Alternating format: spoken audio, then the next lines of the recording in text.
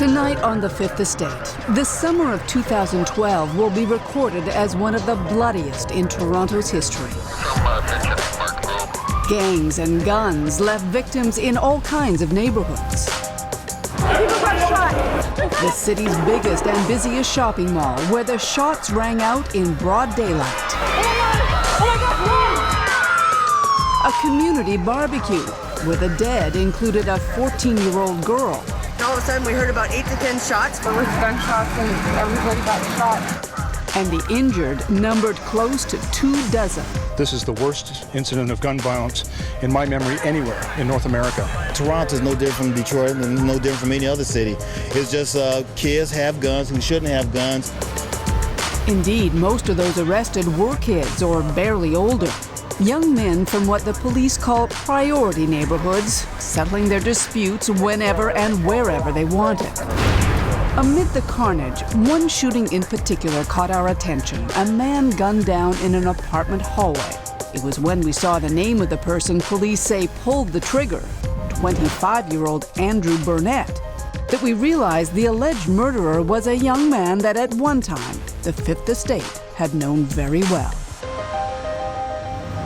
Good evening, I'm Gillian Findlay. It was 6 years ago, and the Fifth Estate was working on a story about kids from tough neighborhoods who get into trouble and have such difficulty getting out. Our search brought us here to the neighborhood of Jane and Finch and to 3 young men, one of whom was Andrew Burnett. He was just 18 at the time, trying to make his way in a world he was convinced didn't want him. His friend Chucky had plenty of experience with the law, but was starting to question where the lifestyle was leading him. The third young man went by the street name Freshie. Blessed with opportunities the other two could only dream of, he was dazzled by the excitement of the street. For months, we followed the 3 young men, capturing the reality of their lives in the hood. We called our story Lost in the Struggle, and tonight we're going to take you back to find out what became of them. 3 different personalities, 3 different sets of challenges, and 6 years later, 3 very different outcomes. I'ma tell you the real, take a stroll through my eyes, gangsta life is hard, it takes time to realize. I've seen a lot of things, man, nothing beats these streets the same. He calls himself Chucky. His real name is Phong Nguyen. In 2006, he had the rap sheet of a seasoned criminal. Well, this is my collection of any time I've been arrested or in trouble with the law. As my young offender, you see assault with weapon, weapons dangerous, threatening death, use firearm to commit indictable offense, pointing a firearm, carry a concealed weapon, possession prohibited weapon times 2.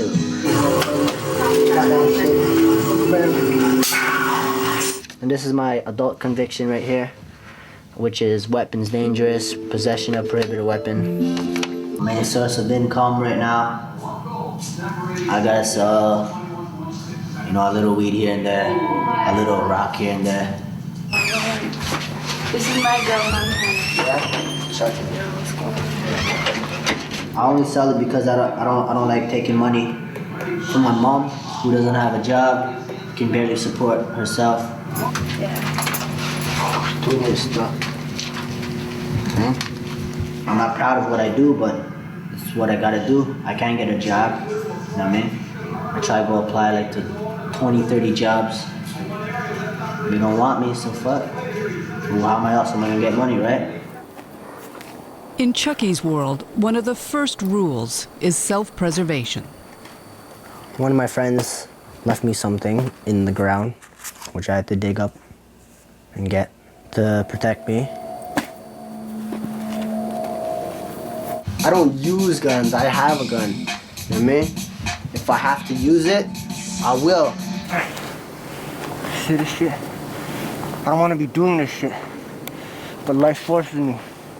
But I'm not gonna use it in a dumb reason, you know what I mean? Like if it's someone that's messing with my family, or my life is at risk, then I'll use a gun. Oh damn, man, that's that right there, man. What? He was born in Toronto to a Vietnamese mother, one of the original boat people. Like so many new immigrants, she came to Jane and Finch for the subsidized housing. She worked long hours at minimum wage jobs and was rarely home. And it wasn't long before Chucky was into trouble. I don't know, I started rolling, like I guess you could say I was in a gang. You know what I mean? it was just a group of friends. We were just chilling. And then it started simply from just chilling and having a good time to going out and fighting. And then it started like, you know, you disrespect me, we had to fuck you up, you know what I mean? And from there, it just went on for a long time. So what's your name? Kathy. Huh, Kathy? My name's Burns, still nice to meet you. Burns was Chucky's best friend. His real name, Andrew Burnett. He also had a long record when we first met him and was on probation. I never been charged for stealing anything, but I got enough assault charges to have me stacked up on a mountain, you know what I'm saying? Too much fights, more weapons, fights. We just doing a little transaction, you know what I'm saying? Hand-to-hand transaction. You give me the stuff, we give you the money. You know, a little thing we have to eat out here, yo. That's exactly what we have to do. We have to do a little hustle. Can't afford to be like that, working a 9-to-5 job. Minimum wage and stuff, lifting up boxes.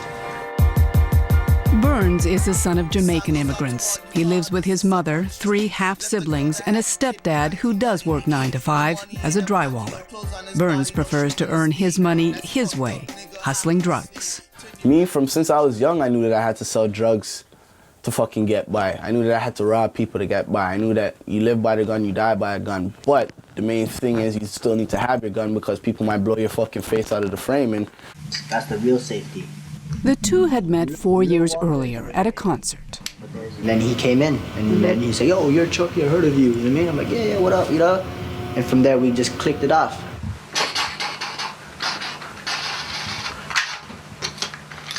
I don't know, he related to me. Like he's, you know, like a brother from a different mother. the only reason why you with me because we had sex and it was so hard that you bleeded. It's more than guns and drugs that binds them. In the last few years, Chucky's made a name for himself with his music. His CDs are sold all over Jane and Finch, and Burns, who fancies himself a songwriter too, wanted in.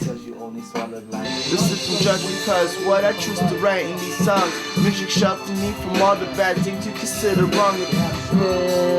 They live it outside the map, red and blue, homies do. I pop from different blocks, we all rep the same hood, separated down from top. If there's any real drama, which needs, then no doubt, I know he has my back and I have his back.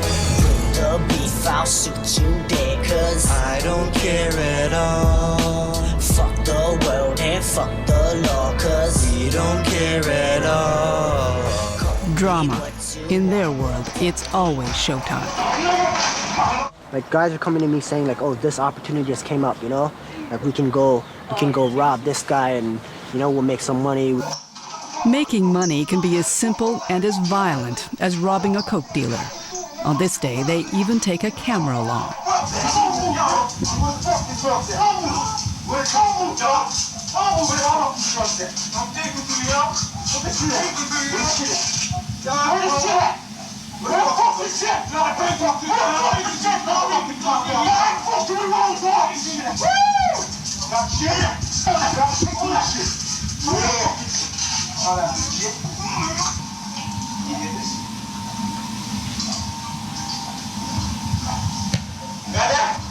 It's the mentality, I guess. It's hard to let go. Like a lot of people say, you know, that I'm too deep in it, and I guess now like I realize also that I'm in too deep. You know what I mean?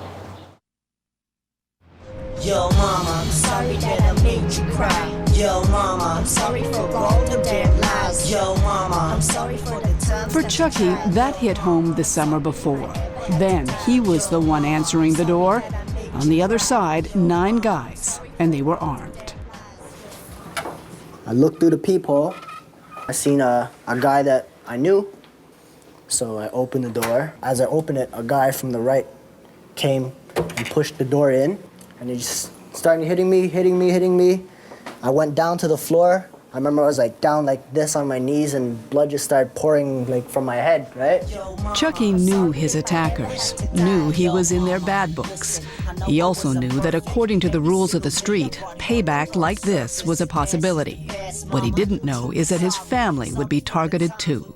And when I heard my mom scream, basically like that's when my mind blanked. Like, you know what I mean? Like I didn't feel anything after that.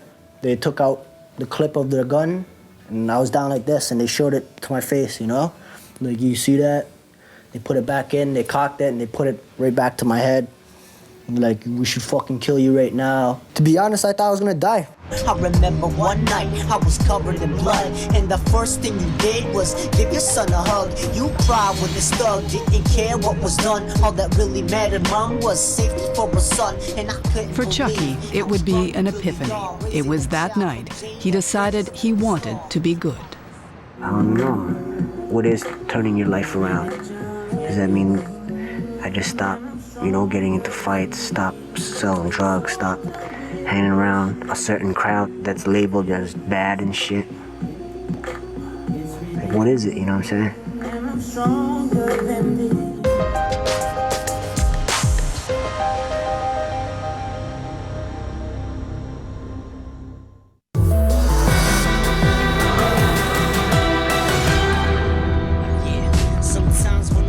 Try to picture better worlds when my guns do cut. I busted any boys or girls, cause this life I live is that stress beyond general. The rules of the game on myself to be a criminal. Each day is the end of you. Fucking wake me up out of all of a sudden, like, Chucky, no surprise, you know. As he embarked on what he hoped would be his new life, the dangers of his old life were still very much on Chucky's mind. I still walk around, I still look behind my back, you know what I mean? I wear a bulletproof vest everywhere I go. Back then, that included going to school. Come, let's go to my class, yo. Chucky was expelled the first time at 15 for bringing a BB gun to school. 2 years later, police said it was a real gun he brought, and he was expelled again. During that expulsion is when, I guess, I really went into all that gang shit, you know what I mean? Because I had a whole year expelled. Yo, it's number one. Now, years older and years behind his fellow students, Chucky's determined to graduate. All right, sir. Have a nice day. Okay, you too. Take care. Yep. Bye.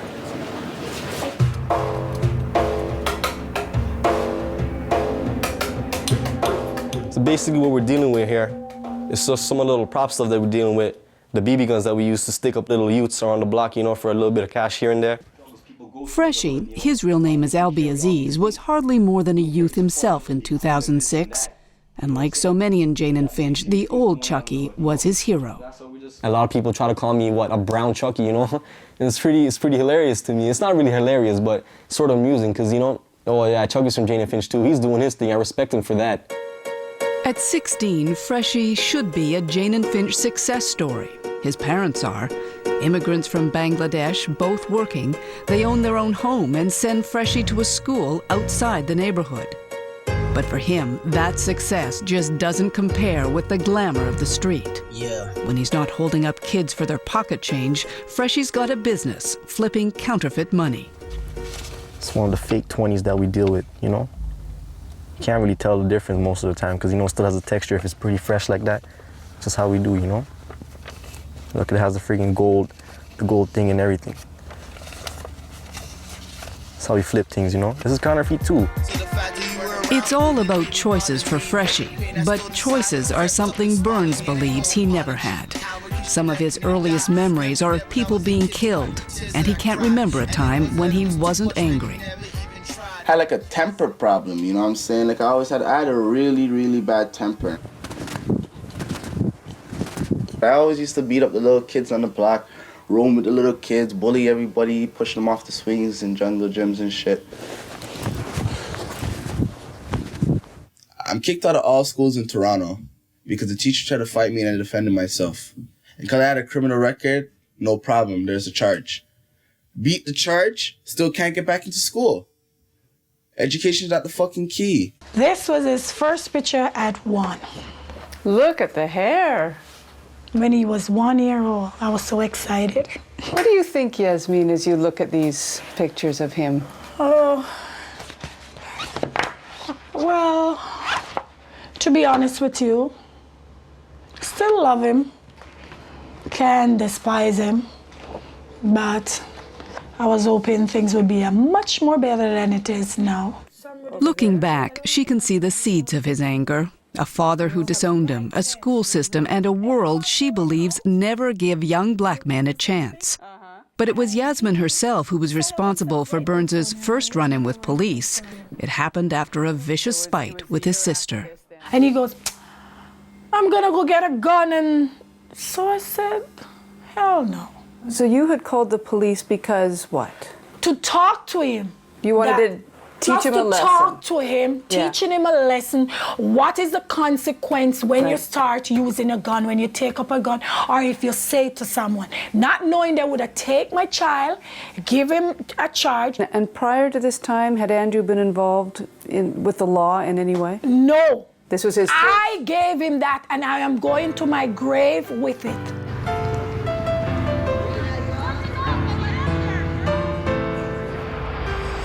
That charge would be the first of 5 assault charges Burns accumulated. He was in and out of juvenile detention for years. But that summer, something happened to Burns too that made him reevaluate. His half-brother was running on this footbridge when he was shot dead. I don't know, man. I felt kind of like fucked up in a way still. Like, I don't even know how to describe it. Like, it was rage, anger, like, I don't know, sadness, whatever, all mixed into one. It was also the realization that what happened to his brother could just as easily have happened to him.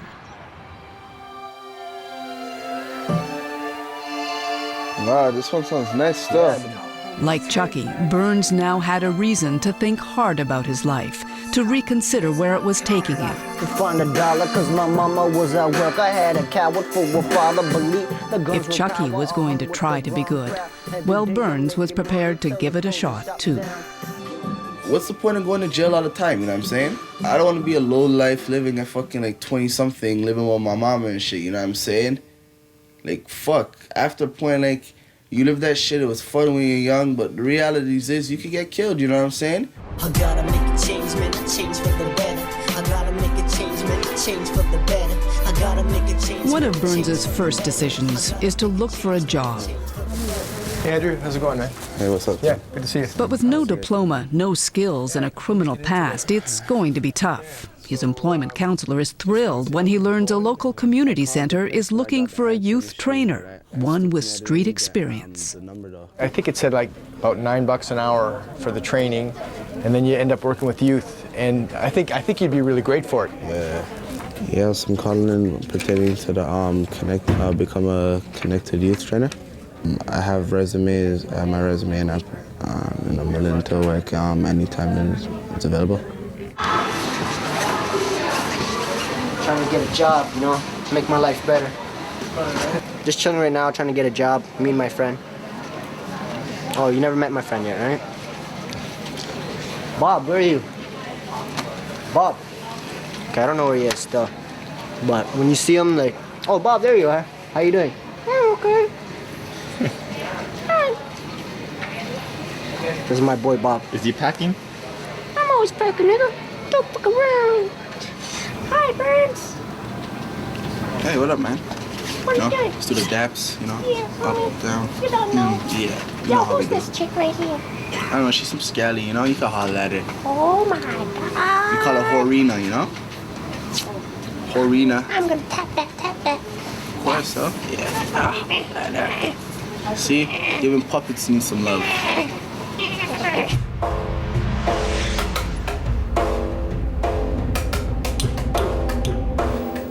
How much? Yeah, cause I need to flip that stuff this break, you know? Cause I need some money quick time. Freshie says his parents know about the counterfeit and they've ordered him to stop. But he likes taking chances. You got a lot going for you. You're a bright kid. You got a good academic background. You got parents who care about you. Why do you take the risk of ruining what could be a good future by doing this stuff? There's a chance for everything, you know? Everybody wants to take a risk. I guess if something actually happens that I get caught, then I'll probably realize, oh, why I did this. I know the outcomes. I know the risks and the stuff that can happen. So why do you do it? You don't need to do it. Why do you do it? It's just, I want to take the risk. as time goes by, some things change, but some things never do. While Freshie embraces the risk, Chucky is still trying to outrun it. It's been 8 months since his home was invaded, and now he's worried his enemies are back. Yo, some strange Asian, you see? They went upstairs. He was wearing all black and shit. What they look like? Strangers have once again been to the door. His mother is in tears. And tonight, for the first time in a long time, Chucky's packing a gun. Just gotta take care of myself, take care of my friends. And I mean, we got these now. I mean, I don't know who the fuck that is. It pisses me off, because fuck, like, you know what I mean? I've been fucking just doing, I haven't been into that shit. I've been fucking doing, going to school, fucking mentoring kids and shit. Like, you know what I mean? Trying to make something positive out of my fucking life, but every time I try to do good, something fucking pulls me back. You know what I mean? It pisses me off, because it throws me off track. This is my life and my life is real. The role of the street is to never squeal. This is my life and my life is real. The role of the street is kill or be killed. This is my life. But it's not just the specter of his past that haunts Chucky. There's the ever-present reality of empty pockets. You go and pick up a pound of the good shit. We call it the chronic. Chucky and Burns are broke. Tonight, they're resorting to what they've always done in times like this. They're off to meet Chucky's supplier at a crosstown mall. Oh, what is that? HP. Oh, what is that? HP. See that shit? Still fresh though, so we gotta wait a couple of days before this shit kicks in. The marijuana they take home is worth $1,600. But now there's a debt that will have to be paid one way or another. This is my life and my life is real. The role of the street is kill or be killed. This is my life and my Just life here, chilling, lying down on my bed, and then, you know, police officers come up to my house, you know what I'm saying? Just trying to harass a nigga. Officer Sardelli. Burns has been caught breaking his curfew. At least that's what the police say. When an officer comes to the house, he hides and secretly videotapes. There's confusion about the terms of his probation. You, your son, but it's his responsibility to make sure that he follows his probation rules. Those are the rules. I don't make them up. Okay? I asked him, can you tell me the condition? Because I only have a piece of paper pertaining to 6 months. After 6 months, then that's it. He's still on probation. I don't care if he's gone to next door. I don't care if he's gone to China. He's not allowed to be out unless he's with you after 9 o'clock. So if you have any problems with that, speak to your son about it. Have Andrew call me. The family has had run-ins with this officer before. Burns does call. You've reached the voicemail box of Police Constable Sardella, Toronto Police 31 Division. But only to stoke the antagonism. I don't know how you're gonna get me, because I'm not gonna really be home waiting to be arrested for something bullshit. I'd rather talk to you and see what's really good, because honestly, you know, you're playing games with somebody who doesn't need to be, like, played with. Thank you. Have a nice day. I'm a motherfucking role model. How could this be? Got little young thugs come looking up to me. I'm used to living hard. Can't believe I'm this big. That my musical voice is entering a kid. Kill me bumping my shit. As part of his probation, Chucky is visiting schools. It's an anti-violence program, and his role is to teach the reality of the street. Hi, my name's Chucky. I'm from Westview. He admits he thought the whole thing was a joke at first, but the kids respond to him, and now he's into it. Most recent though, one of my friends got stabbed up in Markham area 17 times. He's still alive, thank God, but he's in the hospital right now. When I was young, when people were talking to me, like trying to do that same kind of stuff, like either they didn't really know like what they were talking about, and they didn't really like share, like get a connection, you know what I mean? Like in order for someone to listen, you have to, you know what I mean? You have to kind of like share something in order for them to share something back. You know what I mean? It's a give and get process. So my situation right now is, I do have a lot of beef, you know what I mean? And right now, I'm trying to resolve them peacefully, you know what I mean? Like by negotiating with certain guys, you know what I mean? Like it takes a lot of like, I don't know what it is, but you know, you're throwing away your pride basically. I'm like sucking up all my pride and throwing it out the window, you know what I mean? Because pride is something that will get you killed. Pride is also something that can throw you off track. Burns has heard from the community center. That job he hoped for, he didn't get it. I don't know, man. I do not know. I guess I was just too real for the person because I was showing him straight. Like, the things with adults nowadays, it's like they don't understand exactly what a youth has to go through in the streets. And so Burns returns to the streets, to the hustle, full time. It's not like I sell crack and shit. I sell weed, you know what I'm saying? Marijuana, they give that shit to cancer patients. That can't be wrong, you know what I'm saying? There ain't nothing wrong with it. Money, money, money makes the world go round.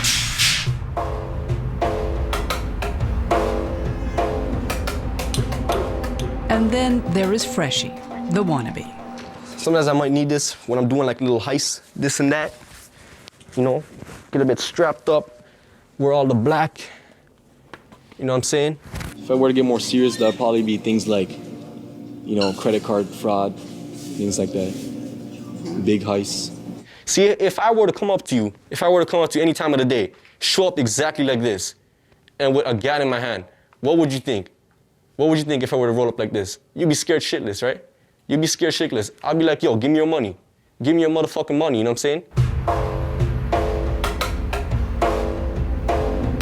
But as Freshie is about to find out, he's not as slick as he thinks he is. He's lured outside, away from his homework. He thinks he's among friends.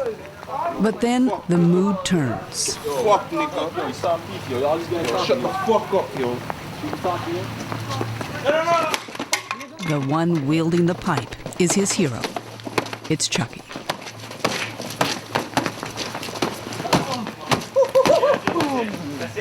Yeah.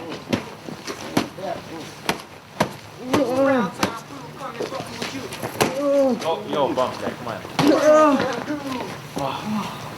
Ooh, that took off some stress. Yo, I'm about to drop my niggas. Yo, right? Yeah.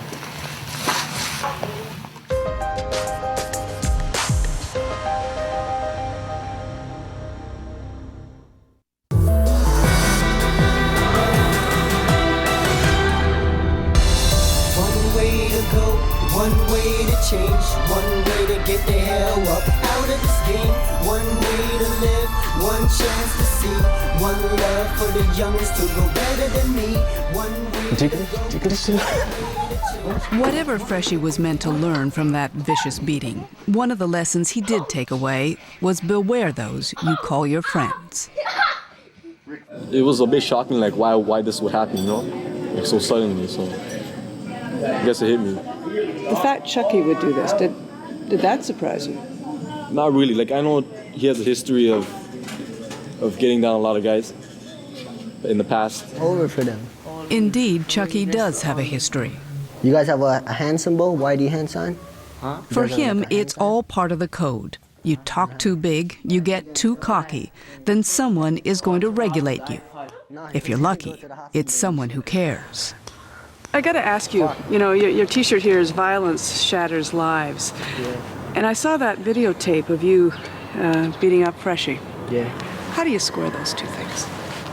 It's honestly like, I guess it's kind of hypocritical or whatever, but like inside, like I know what's right, you know what I mean? And my way of, because I've talked to him before, trust me, I've talked to him, and he didn't get it in his head, you know what I mean? What are you trying to say to him? Like, stop, you know what I mean? Just stop, get out of this shit. Stop getting yourself into trouble. Stop, you're gonna get yourself killed, you know what I mean?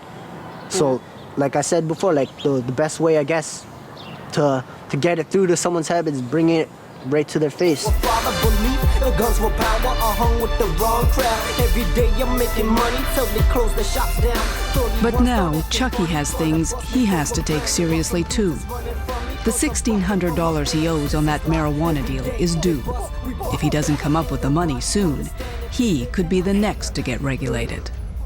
Fuck, I can probably get myself killed and not go anywhere. Fuck, just be a fucking memory. But that's the worst situation that could happen, losing my life over some bullshit. And one of the things that came up for me to get that money back was to to rob somebody's house, basically, you know? But the house happened to be a mother and her kid. It's Chucky's biggest test so far. He doesn't want to take the old path, but what are his options? What's worse, half of the debt belongs to Burns, his best friend, and he's refusing to pay. According to the code, Chucky is now entitled to revenge. Everyone tells me, yo, that deserves for them to get fucked up. But not me, man. I don't know still. I just can't do that shit still. Not to somebody that I once called my brother, you know what I mean? Especially not that. So I don't need people like Chucky or anybody. That's why I roll by myself. I don't roll with nobody else. So I'm like, yo, fuck it. And they can't do shit for me. The fallout over the money has killed the friendship. If Chucky still has some residual loyalty to Burns, Burns has none, and he's moving on. If he wants a problem over money, I'll just shoot him, and it's done. There's no more money. There's nothing. That's me right there. I even to tell you honest truth, I didn't even take anything, eh? I'll just say this. Got lost in the struggle. Oh, that's so pretty. That's the face, you know. Besides, Burns has other priorities now. He's learned he's about to become a father. Congratulations. When's the baby due? Around probably December to January, so it might be a Capricorn or Sagittarius. I drew up. Why do you want to hear I'm sorry. The expectant mother is 17-year-old Nikisha. And you plan to take care of the baby once it's born. Constant work and parenting. That's it. That baby needs a well-being, love, care, and support. And I'm gonna be there. Should have killed me. Do you have a job yet or anything lined up? Hopefully soon. Andrew, welcome to the collection. Nice to meet you. I'm Rob. Let me show you around the back. This time, Burns does land a job. A local car dealership has taken him on at $8.75 an hour.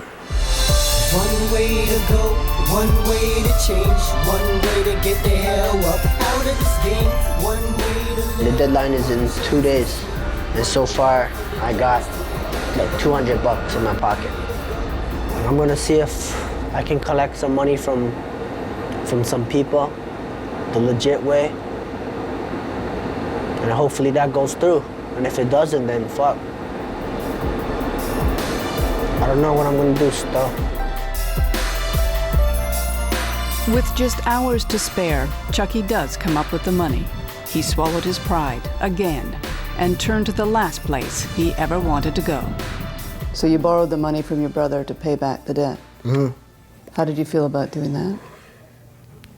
I felt bad, to be honest, because I didn't want to go to them for help, you know what I mean? Especially after all the shit that I put them through, for me to come and say, okay, I need help, because I got myself into a situation again. Mm-hmm. The debt is paid in the dead of the night. Gave him the money, told me that, I'm good, you know what I mean? I'm a man of my word. I said I was gonna pay it back.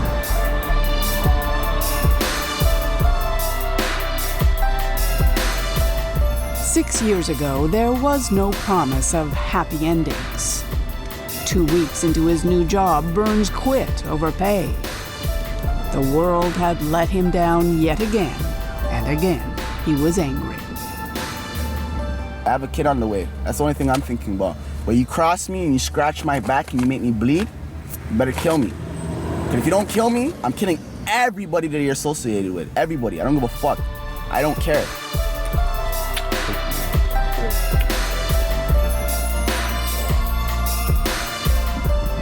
As for Chucky, he'd made some bad decisions and at least one good one. We left him with feet in both worlds, wanting to get out, still lost in the struggle. Like, I swear, if I could go back, I really would change everything. And sometimes I just wish that there's somebody out there that would just come and rescue me out of this life, Fairy tale shit, I know, but, one can't help but just wish.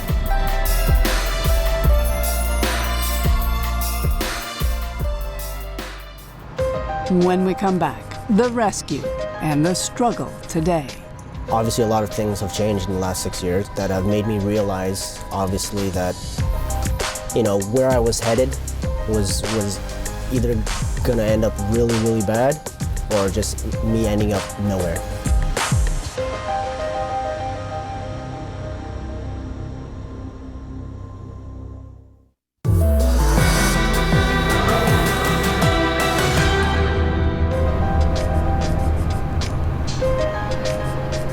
Six years later, Jane and Finch doesn't look much different.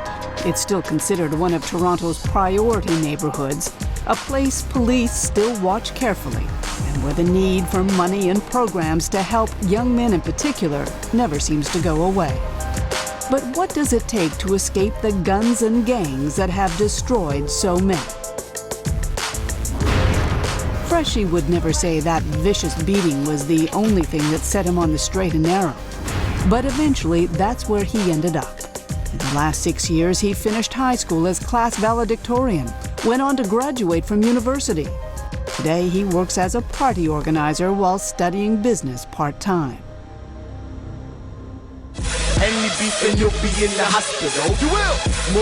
Burns has not been so lucky. This was him a year and a half ago, still posting his music on YouTube. He never did find a regular job, but in 6 years he also didn't accumulate the kind of record some might have predicted. A single conviction for selling marijuana until last month. According to sources, the man who was shot in this apartment building was known to Burns. Police say he arrived with the intent to kill. The next day, he was arrested at his mother's home in Jane and Finch and is now charged with first-degree murder. Today, Burns is in a Toronto detention center awaiting trial. We tried to talk to him and to his family, but he warned them and us that he has nothing to say to the Fifth Estate. So this is what we can tell you. He's now 25, a father with another child on the way, and he is still very angry, which comes as no surprise, especially to Chucky.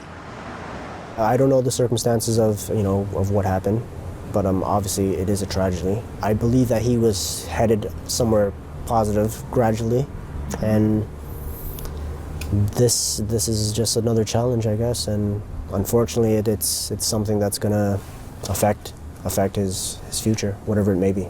6 years ago, when we first met you, you described him as your brother. Yeah. Brother from another mother. Yeah, of course. By the end of the filming, you guys weren't talking to each other. What happened after that? Just politics, It's life, Friends become strangers, and that's how it is. Chucky today is a man transformed. He still likes guns.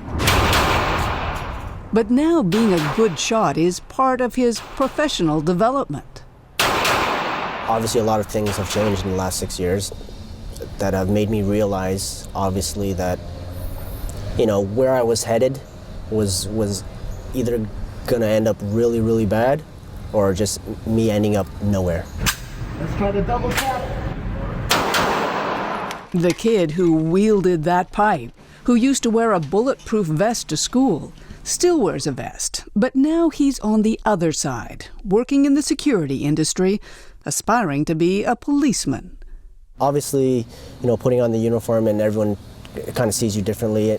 It was definitely a good outlook on the other side, because during that time I had to work with a lot of police officers. It made me realize that maybe this is something I wanted to pursue further, something in the public law enforcement sector. Do you realize the irony about that? No, of course. You know what? The funny thing is I think about it a lot, because a lot of people that I dealt with were people that I pretty much kind of grew up with. It made me have a greater understanding because I knew where they were coming from. Mm-hmm. So I was able to deal with things fairly. How did you get a job with a criminal record like that? You know what? There's a lot of times where I was rejected, of course. I just kept on trying, and I was able to land a job. And currently right now I'm up for my review for my pardon. Getting a record suspended isn't easy, but in the last 6 years, Chucky's had no further run-ins with the law, and he's nothing if not determined. Of course, I want to have a family one day. I want to be a positive role model for them. I don't want them to be, my father's whatever, a bum, a loser, getting in trouble with the law and all that. It's not worth it. People aren't born to think, I'm going to go out and do the wrong things or whatever. I mean, a lot of people that I speak with that are still, living in that sort of lifestyle or area of life. They honestly feel that there's nothing out there for them, and the truth of the matter is that there is. It's just a matter of if you want to discover it. And some people, it's hard for them. I mean, it was hard for me. I literally had to separate myself from, everyone I grew up with in order to kind of, discover this on my own. For Chucky, there was no single moment, no single person that enabled his transformation. He's proud he did it on his own. As always, his music chronicles his journey. I was young, I was dumb. See, I thought I knew the world. Quick to smash a bottle on your head for looking at my girl. Or for dissing on my brothers. If you with us, then you love us. Shortest chin. Today, he sings less about his anger than the lessons he has learned, the importance of working through the struggle. I was just a youth that was just stuck in a kind of lifestyle that made that the right thing, because that is the lifestyle, is to be tough and be feared. So, looking back, obviously I regret a lot of things that I've done, but at the same time, I don't regret them because without making those mistakes, I had to learn it the hard way, but without making those mistakes, I wouldn't be in the position that I'm at. I remember it. Cause I remember, yeah. There's no going back? No going back. No? No turning back at all. Cause I remember, yeah. I remember it.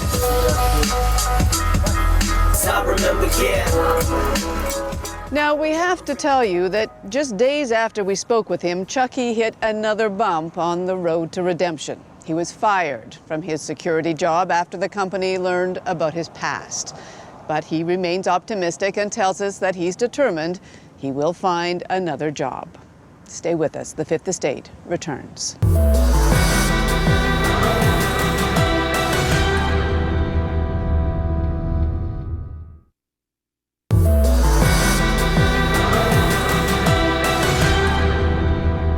Welcome back. Now here's a look at what's coming up on the Fifth Estate. I'm Bob McEwen. It's an animal etched into our consciousness, from books and movies to circuses and zoos. But now there's a bitter fight over the future of the elephant. They're so desperate to hold on to elephants. It's like this is a prized possession that I think maybe they just cannot see the truth. And in the war over elephants in zoos, Canada is ground zero. They deserve to retire and should go to the best facility. Why wouldn't we care about that? Canada is a wonderful place, and I love Canadians, but it ain't no place for elephants. The Elephant in the Room, coming soon on the Fifth Estate. That is our program for this week. I'm Gillian Finley, and for everyone here at the Fifth Estate, thanks for watching. We'll see you soon.